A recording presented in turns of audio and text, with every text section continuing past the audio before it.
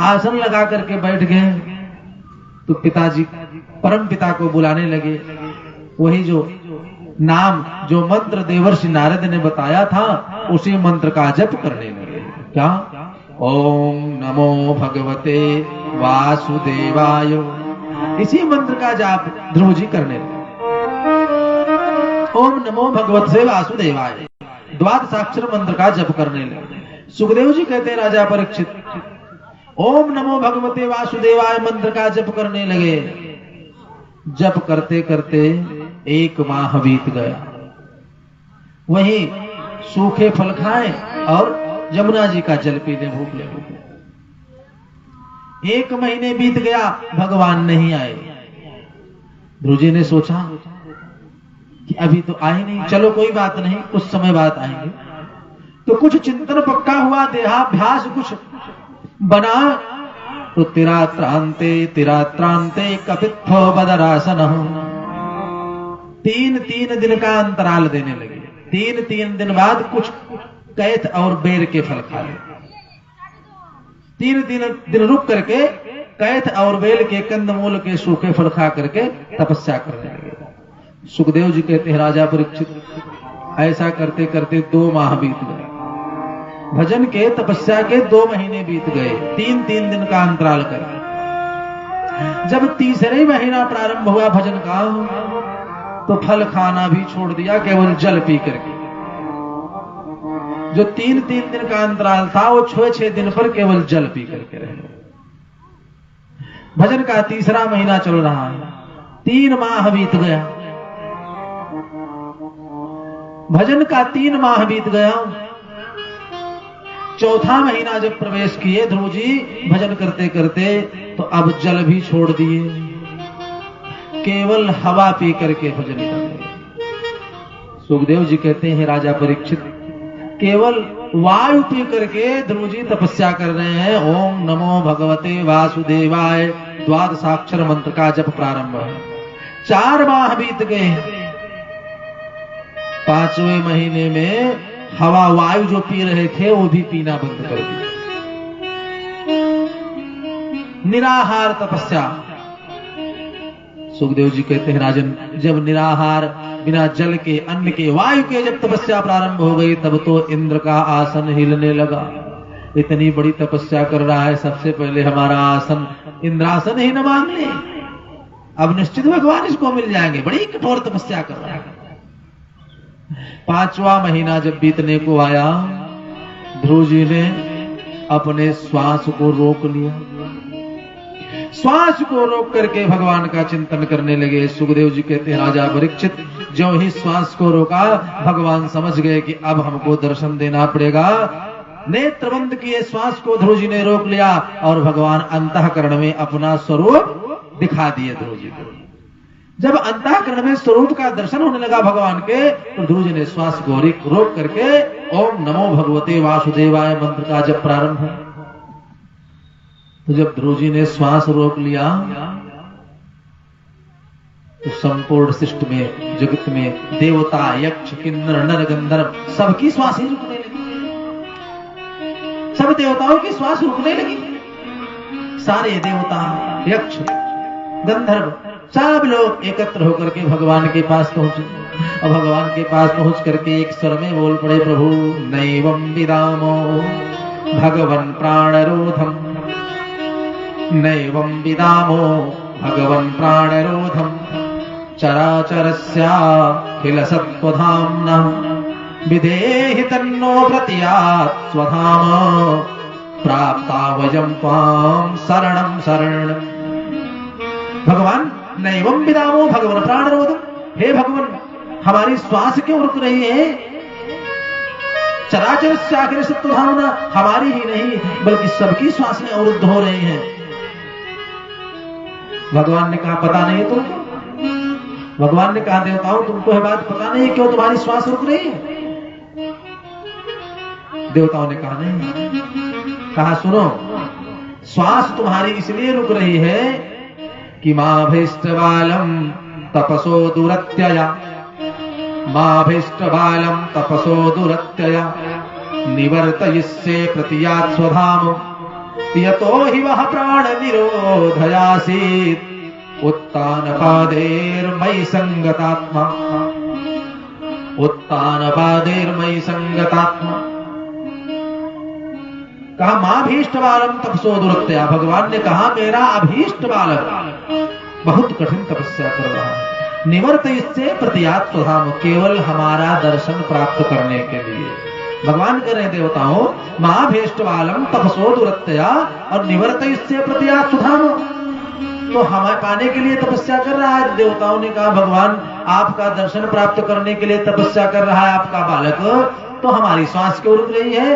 भगवान ने कहा सुनो, मैं अपनी आत्मा के स्वरूप को ध्रुव के शरीर में प्रविष्ट करा चुका हूं, उसके हृदय में प्रविष्ट करा चुका हूं। किसके? मां भीष्ट बालम तपसो दुरत्य। तो यतो ही वह प्राण निरोध आसीत उत्तान पादेर मई संगतात्मा, उत्तान पाद का जो पुत्र ध्रुव है मेरी आत्मा उसी में प्रविष्ट हो चुकी है, तो उसने श्वास को रोक लिया है, तो हमारी भी श्वास रुक रही, उसी की आत्मा में तो मेरा आत्मा का स्वरूप है, सांस मेरी रुक रही है, तो हमसे ही तो पूरा संसार है देवताओं, तो सबकी श्वास रुक रही है, सबकी श्वास रुक रही है। सारे देवता बोल पड़े भगवान ऐसे कैसे काम चलेगा, आप जाकर के फिर अपने बालक को दर्शन दो। भगवान ने कहा हे देवताओं मैं ऐसे भक्त बालक को दर्शन देने नहीं जाऊंगा, फिर मैं दर्शन लेने जाऊंगा, मैं ध्रुव का दर्शन प्राप्त करने जाऊंगा, उनको दर्शन देने नहीं जाऊंगा। सुखदेव जी कहते हैं राजन देवताओं को सांत्वना देकर के भगवान वहां से अंतर्ध्यान हुए और यहां मधुवन में ध्रुव जी के सामने प्रकट हो गए चतुर्भुज रूप में। और चतुर्भुज रूप में प्रकट हो गए तो नेत्र तो बंद है ध्रुव महाराज के, अंतःकरण में भगवान विराजमान हैं। क्यों? जब अंतःकरण में दर्शन हो रहा है क्यों बाह्य देखे ध्रुव जी? क्यों बाह्य देखे? सामने भगवान खड़े हैं और ध्रुव जी नेत्र बंद किए, नेत्र बंद है और भगवान सामने खड़े। सुखदेव जी कहते हैं राजा परीक्षित भगवान ने सोचा देखो इतने दिन बाद तपस्या के बाद में दर्शन लेने आया तो मुझे खोल करके नेत्र देख भी नहीं रहा है। ध्रुव जी जब देखे नहीं तो अंतःकरण से भगवान ने अपने स्वरूप को हटाया। ध्रुव के अंतःकरण से परमात्मा ने अपने स्वरूप को जब हटाया तो ध्रुव जी को छटपटाहट होने लगी। जब छटपटाए तो नेत्र खुल गए। जब नेत्र खोले तो देखा जो स्वरूप अंदर विद्यमान था वही बाहर भी खड़ा है, वही बाहर खड़ा है। लेकिन 6 महीने से तपस्या करते करते 1 महीने से तो श्वास भी रोक करके तपस्या कर रहे हैं, बोलने की चेतना समाप्त हो चुकी थी, बोल नहीं पा रहे थे। सुखदेव जी कहते हैं राजन इस स्थिति को देख करके भगवान ने सतं विविक्षंत मतत्वदंध्रिय ज्ञात्वा च सर्वस्य च हृद्यवस्थितम् कृताञ्जलिः ब्रह्ममयेन कम्बुना स्पर्शबालं कृपया कपूर। सतं विविक्षंत मतत्वदंध्रिय, अपने दोनों हाथों से भगवान ने ध्रुव के कपोल मन सिर से लेकर के पैर तक स्पर्श कर दिया। स्पर्श बालम कृपया कपोले, दोनों हाथों से जब स्पर्श किया ध्रुव जी को तो बोलने की चेतना जागृत हुई। जब बोलने की चेतना जागृत हुई ध्रुव जी बोलना चाहे तब तक भगवान ने गोदी में उठा लिया। बोलो भक्त वत्सल भगवान की। भगवान ने ध्रुव को गोदी में उठा लिया, हृदय से लगा लिया और जो ही गोदी में उठाया ध्रुव जी ने कहा कि देवर्षि नारद बोले थे परमात्मा का दर्शन होगा तो परम पिता को पहले साष्टांग चरणों में प्रणाम करना है। भगवान तो हमको गोदी में उठा लिया। तुरंत गोदी से नीचे उतर पड़े और उतर करके चरणों में लेट गए। ध्रुव जी चरणों में लेट गए और लेट करके जो स्तुति करते हैं भगवान की, योऽन्तः प्रविश्य मम वाचमिमां प्रसुप्ता संजीव यत्र खिल शक्तिधरा स्वधाम्ना अन्यस्तहस्तचरण श्रवणत्वगादीन् प्राणं नमो भगवते पुरुषाय तुभ्यम् प्राणं नमो भगवते पुरुषाय तुभ्यम्। कहा योऽन्तः प्रविश्य मम वाचं मां सुप्ताम्। हे परमात्मा, अंतःकरण में विराजमान होकर के संपूर्ण सृष्टि का संचालन करते हुए हे परमपिता, मैं आपको प्रणाम करता हूँ। साष्टांग चरणों में लेट करके भगवान को ध्रुव जी ने प्रणाम किया। बोलो भक्तवत्सल भगवान की। अनेकानेक नामों से परमात्मा की स्तुति करते हैं ध्रुव जी। कोई कहे गोविंद, कोई गोपाला, मैं तो कहूँ सांवरिया बांसुरिया वाला। कोई कहे गोविंद, कोई गोपाला, मैं तो कहूँ सांवरिया बांसुरिया वाला। कोई कहे गोविंद, कोई गोपाला, मैं तो कहूँ सांवरिया बांसुरिया वाला। कोई कहे गोविंद, कोई गोपाला, मैं तो कहूँ सांवरिया बांसुरिया वाला। मैं तो कहूँ सांवरिया बांसुरिया वाला। मैं तो कहूँ सांवरिया बांसुरिया वाला।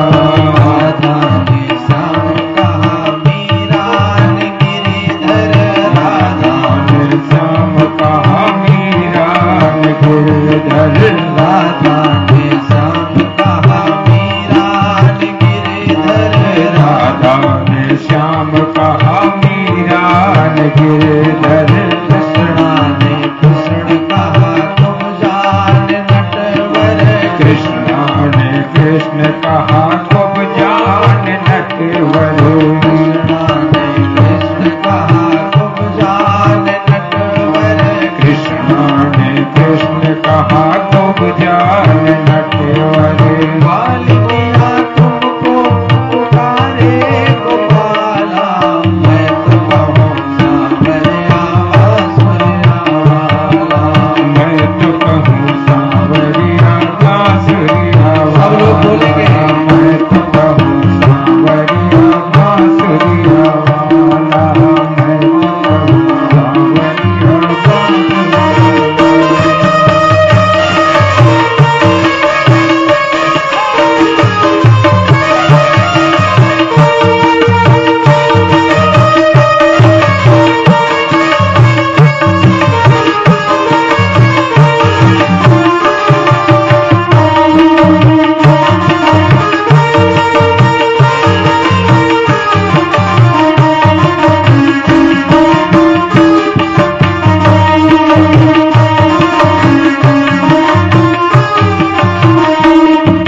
मैया तो कहती है सोरे कन्हैया। मैया तो कहती है सुन रे कन्हैया। मैया तो कहती है सुन रे कन्हैया। मैया तो कहती है सुन रे कन्हैया। घनश्याम कहते हैं बलराम भैया। घनश्याम कहते हैं बलराम भैया। घनश्याम कहते हैं बलराम भैया।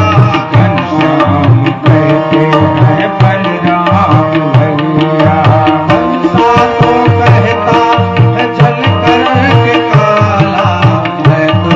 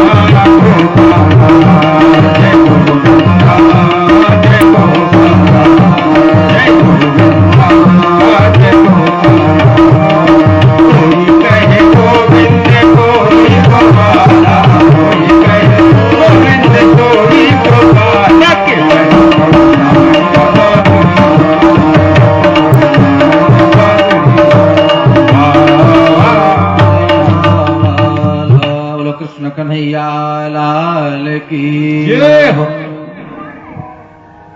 5 वर्ष के बालक ध्रुव ने परमपिता परमात्मा को प्राप्त कर लिया। जय जय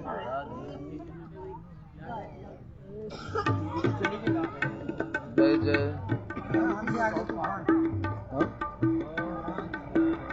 कुछ ना श्री कृष्ण गोविंद हरे मुरारी, हे नाथ नारायण वासुदेव। श्री कृष्ण गोविंद हरे मुरारी, हे नाथ नारायण वासुदेव। श्री कृष्ण गोविंद वासुदेव। श्री कृष्ण गोविंद हरे मुरारी, हे नाथ नारायण वासुदेव। श्री कृष्ण गोविंद हरे मुरारी, हे नाथ नारायण वासुदेव। कृष्ण गोविंद हरे मुरारी, हे नाथ नारायण वासुदेव। भगवान को प्राप्त कर लिया ध्रुव जी ने, और जो ही परमात्मा का दर्शन हुआ, भगवान ने कहा पुत्र कुछ मांगो। ध्रुव जी ने कहा कि हम तो आपको मांगना चाह रहे थे पिताजी, और आप हमको मिल गए। जब आप ही मिल गए तो अब क्या मांगे? मेरे मन में कुछ मांगने की इच्छा नहीं है। भगवान ने कहा इच्छा तो नहीं, लेकिन मेरी देने की इच्छा जरूर है। पहले तो मैं तुम्हें राज सिंहासन ही देना चाहता हूं। जिस सिंहासन के लिए तुम्हें तिरस्कृत होना पड़ा, मैं उसी सिंहासन को तुम्हें देना चाहता हूं। सुखदेव जी कहते राजा परीक्षित, भगवान कह रहे मैं तुमको कुछ देना चाहता हूं, ध्रुव जी कह रहे मैं कुछ लेना चाहता ही नहीं। भगवान ने कहा लेकिन मेरा विचार है, मेरी परम इच्छा है देने की, लेना तो पड़ेगा। क्या? कहा सबसे पहले तो जाओ तुम राजपद को ग्रहण करो। यहां भगवान का दर्शन, भगवान का और ध्रुव जी का संवाद हो ही रहा है। उधर देवर्षि नारद पहुंचे महाराज उत्तानपाद के महल में, और पहुंच करके फटकार लगाई मूर्ख राजा। माया के वशीभूत होकर के, माया में लिपट करके राज का सुख भोग रहा है। शर्म आनी चाहिए तुमको। 5 वर्ष का तुम्हारा बालक भगवान के धाम को प्राप्त कर लिया, परमात्मा को प्राप्त कर लिया, और तुम इसी राज भोग में, भोग विलास में लिपटे हुए हो। फटकार लगाई देवर्षि नारद ने, और जो फटकार लगाई उसी समय महाराज उत्तानपाद को वैराग्य उत्पन्न हो गया। राज सिंहासन छोड़ करके वन में तपस्या करने जाने के, तपस्या के लिए निश्चित संकल्प कर लिया, और राज को छोड़ करके जंगल की ओर प्रस्थान कर गए। भगवान का दर्शन प्राप्त करके, भगवान से कृपा प्राप्त करके, ध्रुव पद प्राप्त करके ध्रुव महाराज पहुंच चले कहा? महल की ओर। और महल में जब पहुंचे तो ध्रुव जी अपनी माता के पास पहले मिलने नहीं गए, सबसे पहले अपनी विमाता सुरुचि के पास पहुंचे, और पहुंच करके चरणों में प्रणाम किया है ध्रुव जी ने, और बोले हे मां, आपकी ही कृपा से तो हम भगवान को प्राप्त कर लिए, आपकी कृपा से। विचार करिए, पहले तो जब सुरुचि ने कहा कि जाओ भगवान से आशीर्वाद लेकर के आओ कि हमारे कुछ से तुम्हारा जन्म हो, तो थोड़ा बुरा लगा कि हमको फटकार दिया, डांट दिया हमारी विमाता ने, फटकार लगा दी हमको। लेकिन जब भगवान मिल गए तब कह रहे हे मां, आपकी कृपा से। क्यों? रामावतार में जब भगवान राम और सुग्रीव की मित्रता कराने के लिए हनुमान जी महाराज ले गए, दोनों भैया लक्ष्मण जी और राम जी को लेकर के गए सुग्रीव जी से मित्रता कराने। परिचय बताया तो सुग्रीव जी का कुशल क्षेम पूछा भगवान राम ने। तो राम जी ने पूछा कि आप कौन, बाली आपका कौन? सुग्रीव ने कहा कि हे भैया, आप मित्र हैं तो बाली है तो हमारा भाई, लेकिन मेरा हितैषी नहीं है। हमको बहुत पीड़ा दिया है, बहुत तकलीफ दिया है, बाल बहुत दुष्ट है, हमारा दुश्मन है वो, हमको मार के घर से निकाल दिया, हमारे बच्चों का पुतनी का अपहरण कर लिया। लेकिन जब भगवान राम ने बाली का वध कर दिया और सुग्रीव को राजा बना दिया किष्किंधा का, और राजा बनने के बाद जो ही बाली का वध कर दिया, तब भगवान राम ने पुनः पूछा सुग्रीव जी से, क्यों रो रहे हो? बाली के वध के बाद रो क्यों रहे हो? कौन है बाली तुम्हारा? पहले तो कर, तो मेरा दुश्मन है, कौन है? सुग्रीव जी रोते हुए बोल पड़े, प्रभु बाली परम हित जासु प्रसादा, और मिले राम तुम समन विसादा। बाली हमारा परम हितैषी क्यों? अरे तुमसे मिला दिया प्रभु हमको हमारे भाई ने। तो जो भगवान से मिला दे जीव को, उससे बड़ा हितैषी दुनिया में और कोई दूसरा नहीं हो सकता है। इसीलिए ध्रुव जी पहुंचे माता सुरुचि के पास और कहा, हे मां, आपकी बड़ी कृपा है हम पर, आपने परम पिता परम ब्रह्म परमात्मा का दर्शन करा दिया। ये सुन करके सुरुचि रोने लगी। ध्रुव जी राज सिंहासन पर बैठे, सुखदेव जी कहते, राजा परीक्षित कई हजार वर्ष राज किए ध्रुव जी, यक्षों से युद्ध करते करते उत्तम मारा गया, क्रोध में आकर के ध्रुव जी पहुंचे और बहुत से यक्षों का संहार कर दिया। बहुत से यक्षों का संहार जब किया तो ध्रुव के पितामह मनु महाराज प्रकट हो गए, खूब समझाया, बेटा ऐसा मत करो। फिर महाराज परीक्षित ने प्रश्न कर दिया, गुरुदेव एक बात ये बताओ, ध्रुव जी को भगवान का दर्शन हो गया था, भगवान का आशीर्वाद मिल गया था, तो फिर क्यों ध्रुव जी यक्षों का संहार किए, क्यों हिंसा किए?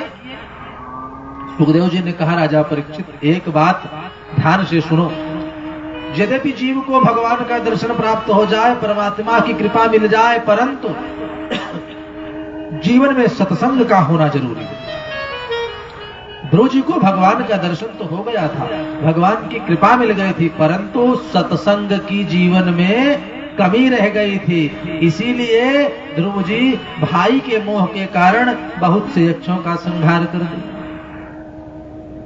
सत्संग का होना जीवन में नितांत आवश्यक है। इसलिए कहा जाता है, सुतदारायरु लक्ष्मी पापियों के घर हो,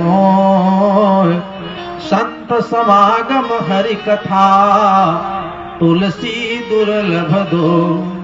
भगवान की कथा और संतों का संग, सत्संग ये दुर्लभ है। रुपया पैसा धन दौलत तो पापियों के यहां भी हो सकता है, लेकिन भगवान की कथा सुनने का अवसर मिले, यज्ञ करने कराने का अवसर मिले, तो अपने को बड़भागी समझना चाहिए। सत्संग और तपस्या की महिमा बताई है महाराज विश्वामित्र ने। विश्वामित्र जी और वशिष्ठ जी दोनों समकालीन ऋषि रहे। एक समय की बात है, विश्वामित्र जी के आश्रम पर महाराज वशिष्ठ जी गए मिलने। तो वशिष्ठ जी जब पहुंचे, विश्वामित्र जी खूब स्वागत सम्मान किया, आदर किया, आसन दिया, बिठाया, जलपान कराया, कुछ देर बातें हुई, और जब वशिष्ठ जी चलने लगे तो विश्वामित्र ने हाथ में जल लेकर के संकल्प किया कि मैं वशिष्ठ जी को आश्रम में हमसे भेंट करने आए, दक्षिणा स्वरूप, उपहार स्वरूप अपने 1 वर्ष की तपस्या को दान में दे रहा हूं। 1 वर्ष की तपस्या का जो फल है वो मैं भेंट कर रहा हूं वशिष्ठ जी को। वशिष्ठ जी ने साथ स्वीकार किया और अपने आश्रम पर चले आए। कुछ दिन बीता, विश्वामित्र जी वशिष्ठ के यहां गए। विश्वामित्र जी वशिष्ठ मुनि के पास गए तो वशिष्ठ जी ने भी खूब सम्मान किया, खूब आदर किया। और जब विश्वामित्र जी चलने लगे तो वशिष्ठ जी ने कहा कि मैं अपने 1 क्षण के सत्संग का जो पुण्य है, फल है, वो विश्वामित्र जी को भेंट कर रहा हूं। जब कहा 1 क्षण के सत्संग का फल दे रहा हूं, तब तो विश्वामित्र जी क्रोधी महात्मा थे, नाराज हो गए। कहा, महाराज हम अपने भेंट के बदले में तुमसे कुछ मांग थोड़ा रहे थे, और यदि आप देना ही चाहते थे तो हमारा अपमान क्यों कर रहे हैं? एक क्षण के सत्संग का फल देकर के मेरी अवहेलना कर रहे हैं आप, मेरा अपमान कर रहे हैं। ये बात कतई ठीक नहीं। अब दोनों ऋषियों में विवाद हो गया, ध्यान से सुने। दोनों ऋषियों में विवाद हो गया और उस विवाद के होने से बातें आगे बढ़ी। बढ़ते बढ़ते विवाद इतना लंबा हो गया कि दोनों ऋषि पहुंच गए शेषनाग जी के पास। शेषनाग के पास पहुंचे, कहा कि हमारी समस्या का समाधान करो, हमारी समस्या का समाधान करो, विवाद का समाधान करो। अब शेषनाग जी सोचे किसकी तरफ बोल दें, एक लोग तो नाराज ही हो जाएंगे। कहा हमारे ऊपर पृथ्वी का इतना भार है। शेषनाग ने कहा हमारे ऊपर सिर पर पृथ्वी का भार है, अभी मैं कुछ बोलने में समर्थ नहीं हूं। ऐसा करो विश्वामित्र जी, इस भार को थोड़ा सा रोको अपनी तपस्या के बल से, जब मैं कुछ खाली हो जाऊं तब तुम्हारी समस्या का समाधान करो। कुछ खाली हो जाऊं तब समस्या का समाधान करूं। विश्वामित्र ने कहा सुनो, 1 वर्ष की तपस्या का जो फल है उसके प्रभाव से मैं पृथ्वी के भार को रोकता हूं, रुको। और जो ही ये कहा, शेषनाग ने अपने सिर को थोड़ा सा हटाया, पृथ्वी डगमगाने लगी। पृथ्वी जब डगमगाने लगी तो फिर भार को रोक लिया। वशिष्ठ जी की ओर देखा, वशिष्ठ जी ने कहा कि एक क्षण के सत्संग का जो पूर्ण फल है, जो लाभ है, उसके प्रभाव से मैं पृथ्वी को रोक रहा हूं। और जो ही रोका, शेषनाग अपने सिर को हटा करके बाहर आए। विश्वामित्र ने कहा कि शेषनाग अब समस्या का समाधान करो। शेषनाग ने कहा महाराज अब समाधान करने के लिए बचा क्या है, आपकी 1 वर्ष की तपस्या पृथ्वी के भार को सहन नहीं कर पाई और एक क्षण के सत्संग ने पृथ्वी को रोक लिया। तो साफ है कि संतों का संग यदि क्षण भर के लिए मिला है तो उससे बड़ा श्रेयस्कर, उससे बड़ा लाभकारी और कुछ नहीं हो सकता। जीवन में सत्संग का होना जरूरी है। तो ध्रुव जी को सत्संग की प्राप्ति नहीं हुई, इसीलिए हिंसा की ओर प्रवृत्ति चली गई। 10,000 वर्षों तक राज्य किया और राज्य करते करते जब समय पूर्ण हुआ, क्योंकि मृत्यु तो सबको आनी है, तो काल आया लेने के लिए। ध्रुव जी लेने के लिए आया। ध्रुव जी ने कहा मैं तुम्हारे साथ नहीं चलूंगा। काल ने कहा हमारा तो वर्ण करना है, हमारा वर्ण करना पड़ेगा, आपको मेरे साथ चलना पड़ेगा। काल के सिर पर पैर रख करके जो ही ध्रुव महाराज विमान पर बैठना चाहे, तब तक याद आया हमारी मां, हमारी मां। काल ने कहा बेटा, जिस मां को तुम जैसा पुत्र प्राप्त हो जाए, उसकी मां को सदगति से भगवान के धाम से कोई रोक नहीं सकता। सामने देखो तुम्हारी मां का विमान आगे आगे जा रहा है। काल के सिर पर पैर रख करके ध्रुव जी विमान पर आरूढ़ हुए और ध्रुव तारा के रूप में प्रतिष्ठित हो गए। बोलो भक्त वत्सल भगवान की जय। थोड़ा जोर से जयकारा लगाओ, इंद्र महाराज भी सुन ले कम से कम। बोलो भक्त वत्सल भगवान की जय। जो उमड़ घुमड़ के बूंदाबांदी कर रहे हैं, जय जय, कोई बात नहीं। देवराज इंद्र भी प्रसन्न है, वो भी कथा सुनना चाहते हैं। यज्ञात भवतु परजन्य, भगवान प्रसन्न हो जाए, बूंदाबांदी होने लगे, समझो हमारी यज्ञ सफल हो गई, परमात्मा की कृपा है। और फिर कथा भी ठाकुर जी की है, वक्ता भी भगवान है, श्रोता भी भगवान है, कोई दिक्कत नहीं। आप लोग प्रेम से कथा सुने, हर इच्छा नारायण की जय। अब महाराज परीक्षित प्रश्न करते हैं सुखदेव जी से, गुरुदेव ये तो महाराज उत्तानपाद का चरित्र रहा, अब उनकी जो 3 कन्याएं मनु महाराज की थी, आकुति, देवहूति और प्रसूति, उनके चरित्र के बारे में सुनाओ। एक बात हमारे समझ में नहीं आई।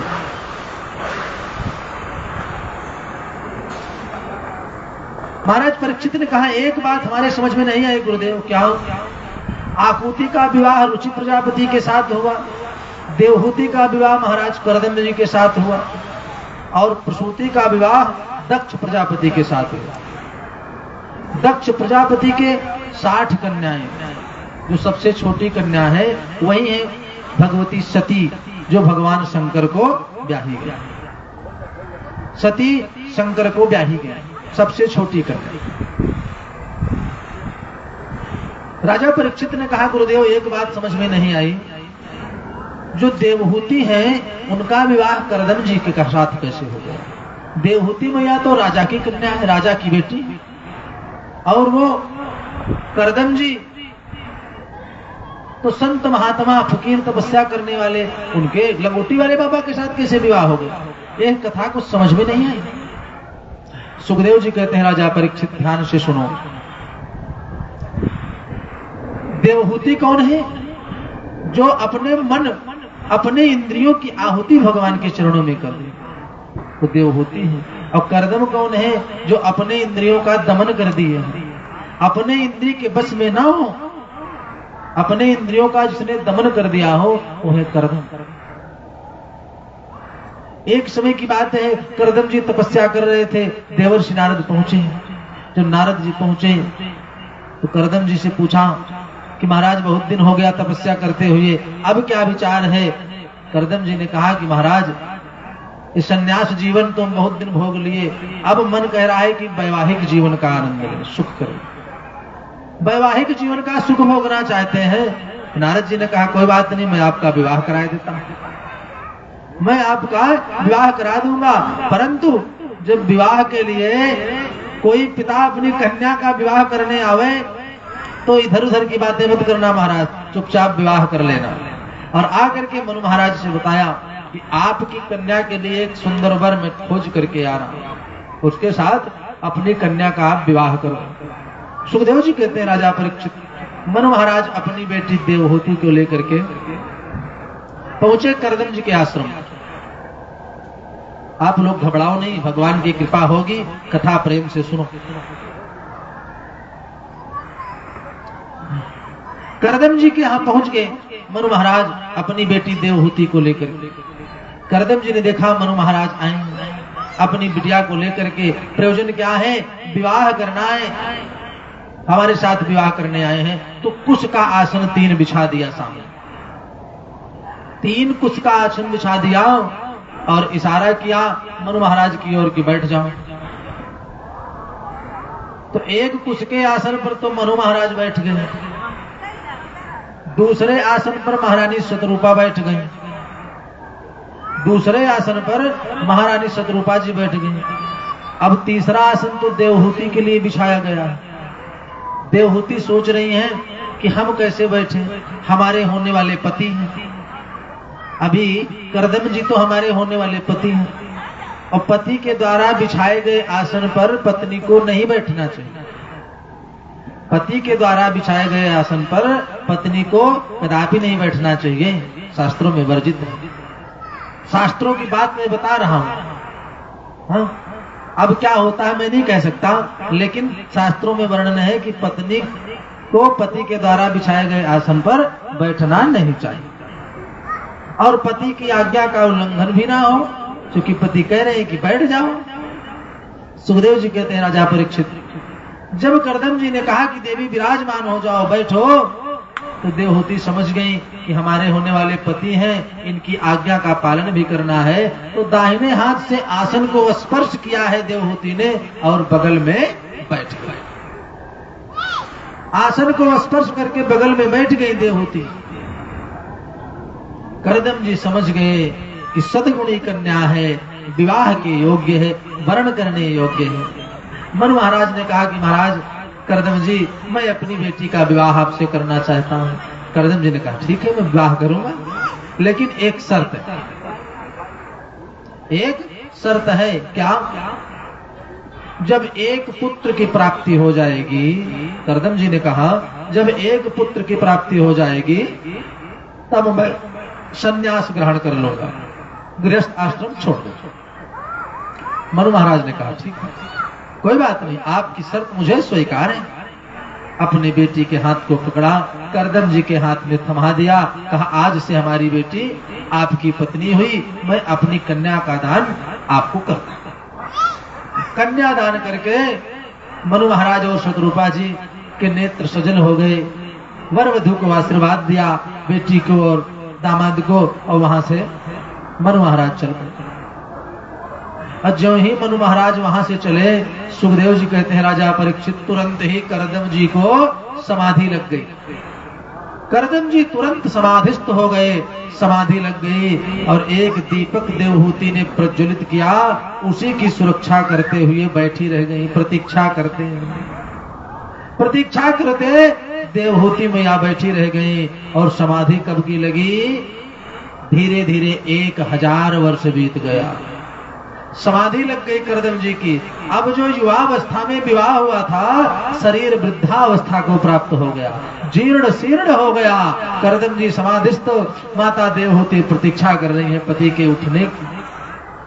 प्रतीक्षा करते करते 1000 वर्ष बीत गया, करदम जी समाधिस्थ हैं। 1000 वर्ष बाद जब नेत्र खुले करदम जी के, देखा तो एक वृद्ध महिला जीर्ण शीर्ण शरीर लिए हुए दीपक की रखवाली करते बैठी है, आंचल से दीपक को ढाके हुए।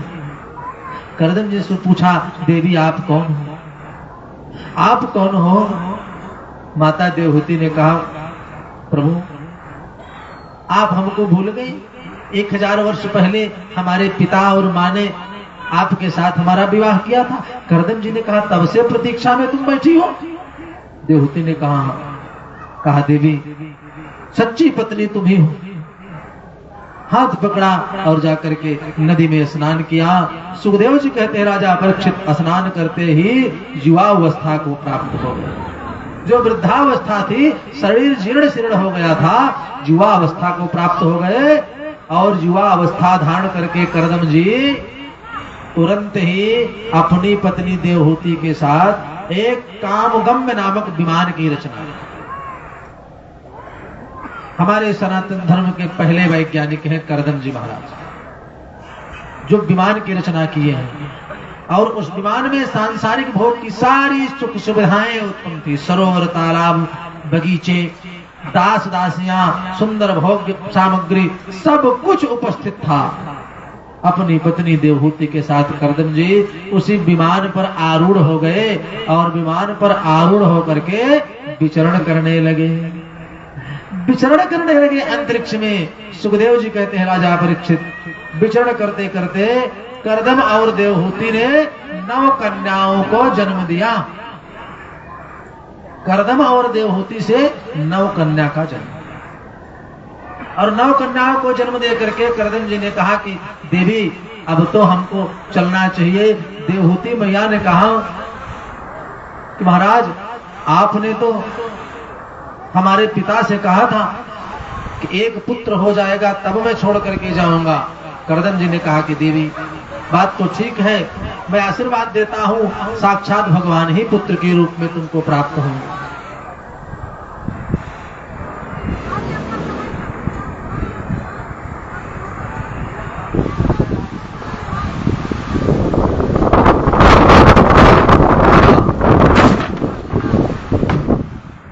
जय जय